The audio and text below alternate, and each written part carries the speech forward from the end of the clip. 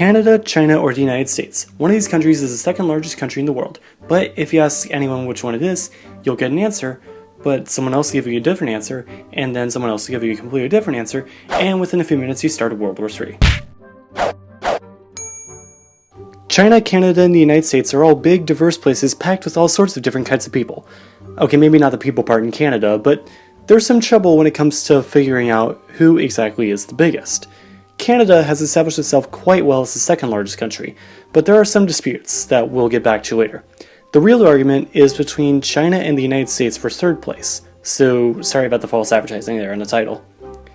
First, China has a lot of disputed territories, like Arunachal Pradesh and Aksai Chin with India, Taiwan with Taiwan, the Senkaku or Diaoyu Islands with Japan, the border with Tajikistan with France, and of course the Spratly Islands with pretty much everyone in the area.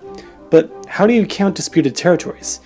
A simple answer would be to not count them at all, but Korea and Palestine shows just how difficult that is. I mean, if you pretended all disputed land simply didn't exist, Israel, Palestine, and the Koreas wouldn't even show up on the charts.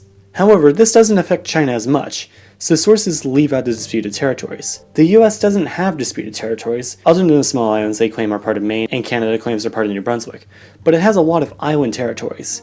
These are a bit iffy, but they obviously count as US land, as in the US government has control over them and no one disputes that. But they're not integral to the country. And territories like Guam and Puerto Rico have been compared to colonial possessions.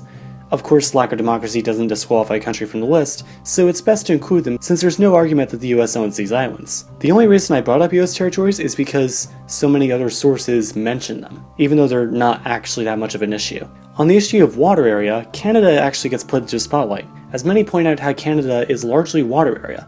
Not counting any water, including inland water, which would be stupid, puts Canada behind China and the United States, as it has around 3 million lakes. Yes, million! How?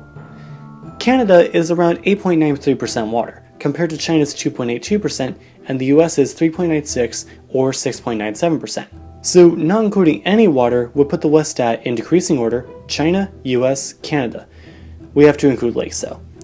You might have noticed, however, that there are two values for the US's water area. Good observation.